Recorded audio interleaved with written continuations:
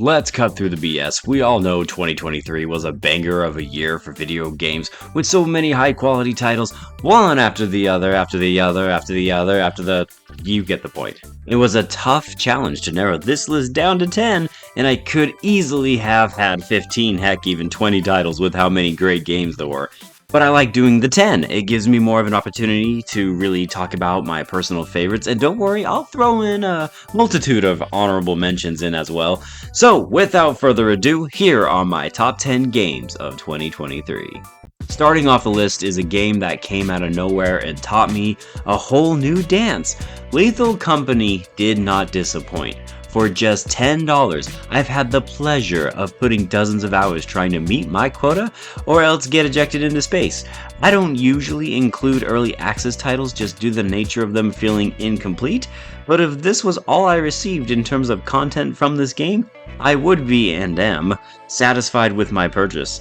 Lethal Company is a great time with friends and easily became my favorite online multiplayer game this year, so give it a shot if you haven't yet. And I love the company. The next game demonstrates the art of simplicity. Cocoon was just a simple little puzzle game where you play as an insectoid and solve puzzles, but it was wonderful. This game provided me with plenty of moments where I actually facepalmed in real life because I was so annoyed at how obvious the solution was, and yet at the same time, very clever. It reminded me a lot of Limbo and Inside, and that's not too surprising when I found out that some of the developers that made those games made this one. And that's the genius of this game. Instead of giving you an overwhelming amount of objects and things to use, the game relies on a single orb at a time to test your acuity. With its delightful sound effects, stunning art direction, and very clever puzzles, Cocoon hatched its way into my top 10, and once again, Annapurna Interactive published another spectacular indie game. I'm starting to feel burned out from all the Souls-like games that are over-flooding the game industry, so it takes something truly awesome to stand out, and let me tell you, Liza P did just that. A darker version of Pinocchio where you run around dismembering death-bearing puppets in the city of Krat is exactly the remedy I needed to revitalize myself with the genre. What I enjoyed most about this game was the fact that its story wasn't trying to be outlandishly cryptic. It's fairly straightforward and gave me more than enough incentive to see how it played out. On top of that, the boss fights in this game were easily some of the most memorable, not just in this year, but in any Souls-like game I have played. If you're looking for a challenging experience that provides you with plenty of odious boss fights in a good way, I promise, then I recommend you play Liza P. The title is still a little strange, but the game itself is great. When you play as many games as I do, sometimes you need to take a break. Not from games, of course, but from the long RPGs, the games that challenge you, or even the annoying online multiplayer games where that 12-year-old punk is teabagging you into oblivion. Enter Coffee Talk Episode 2 Hibiscus and Butterflies, a sequel to the already awesome Coffee Talk, and yet somehow, they still found a way to make this game just as charming and of course relaxing as well. In Coffee Talk 2, as I call it, you just make coffee, converse with old friends and new friends alike, and that's basically it. This simple premise, though, provides you with a great story that contains a lot of interesting social commentary that I kept chuckling at. It's a nice little heartfelt indie gem that's perfect for helping you de-stress from your exacerbating real life. Plus, its chill soundtrack is awesome to listen to outside of the game, so that's a plus. Seriously, go play the first Coffee Talk game if you don't believe me, then come back to my YouTube channel and tell me how right I was about these games.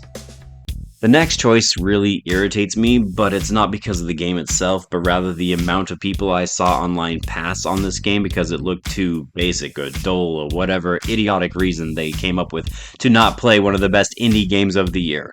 A Space for the Unbound is an awesome puzzle adventure game that does so many things well. Its pixel art is some of the best I've ever seen. The soundtrack is top notch, and the story is heartfelt, pure, and has a great message about the way we process traumatic events. It's the most human of all the games I played this year, and I'm so glad I took the time out of my schedule to play this soon-to-be hidden gem. Please don't ignore A Space for the Unbound. It deserves so much more appreciation than it is receiving, in my opinion.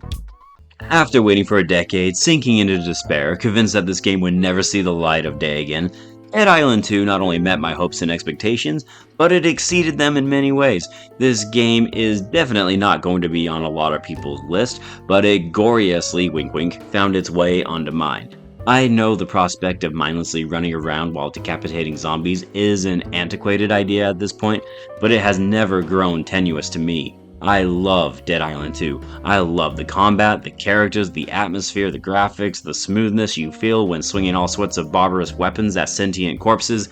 Almost everything about this game had me smiling. And no, I don't think the 20-hour campaign was too short. That's what made it so great, actually. I'm so tired of having to put in all this extra time in games when it takes an eternity to get anything done, with an overbearing amount of side quests, fetch quests, special events, collectible items that turn you into a part-time hoarder. You get the point. Dead Island 2 was perfectly paced, and I ended up playing through the entirety of the game again with my wife, and it was just as fun as the first time I played it. Say what you will about zombie games, but Dead Island 2 was well worth the excruciating wait for me, and I can't wait to see what comes next in this franchise.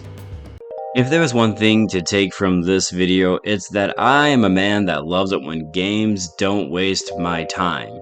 And to that point, Super Mario Bros. Wonder never once did that. This game was a celebration of 2D Mario games, and it once again reminded me why I love the platforming genre so much.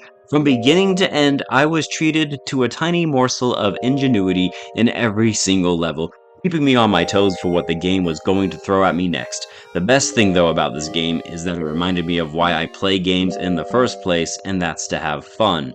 Whether it was hunting down those infuriating hidden coins or tripping out on the Wonder Flower, Super Mario Bros. Never stopped making me smile, laugh, and even dance my way through this terrific video game. If you haven't had the opportunity to play this game, just know that you are missing out on an unforgettable experience. For many, this is a slap to the face of sorts. I know how many people loved this game. Heck, one of my friend's favorite game this year was in fact The Legend of Zelda Tears of the Kingdom, and for good reason. They successfully found ways to take the original formula from Breath of the Wild and improve upon it in so many facets. The biggest improvement for me was that boss fights were improved and a lot more fun. I also enjoyed the story more than Breath of the Wild as well. While sometimes the game did feel very tedious at times, I couldn't put it down for the entire month of June. There were so many wow moments within the game that it kept me eagerly chomping at the Koroks to get to the next big moment. The Legend of Zelda Tears of the Kingdom excelled in challenging the player to be creative. It is an engineered wet dream and an astonishing achievement in the video game industry this year. This was not the game I was expecting to end up at the number 2 spot this year. It took a lot of meditating and reflecting on the year overall to realize though that Jack Jean is in fact just that special. The reason is kind of simple. I've gone back to this game time and time and time again, and I've spent more time in this game at this point than any of the other games on this list. With multiple heartfelt stories and an amazing rhythm minigame to boot, it's not actually a wonder why this otome visual novel is so loved by yours truly. This game has everything I want in a game, from a wonderful soundtrack to beautiful artwork. It had me laughing, dancing, and even brought a tear to my eye. Jack Jean is one of the best games in 2023 that unfortunately nobody played, and it's actually the best otome game I've ever played so far. Before I give you guys my favorite game of 2023, here are a list of honorable mentions, and for various reasons they did not make the cut, but needless to say, I very much enjoyed these, so here you go.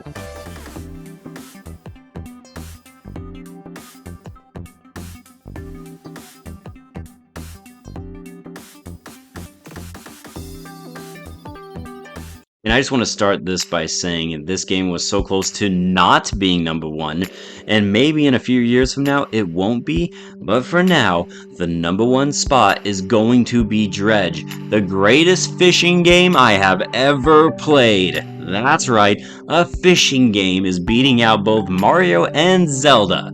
You see, Dredge isn't just a fishing game, it's also a horror game. Going out to sea could literally mean your demise.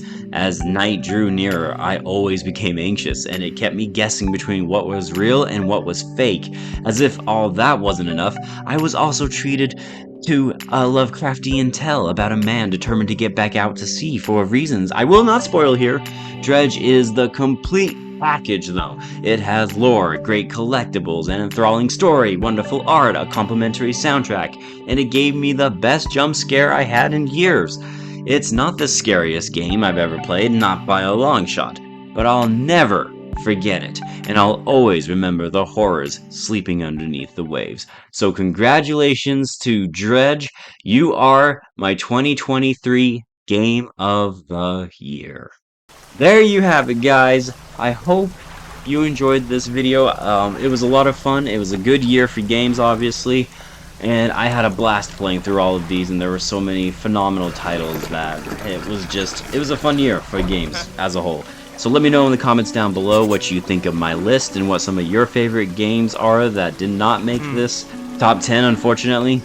And as always, guys, thank you so much for taking the time to watch my videos. I am Bradley Overrated, out like a trout, and let's go into 2024 now with hopefully as good of a year as this one. Take care.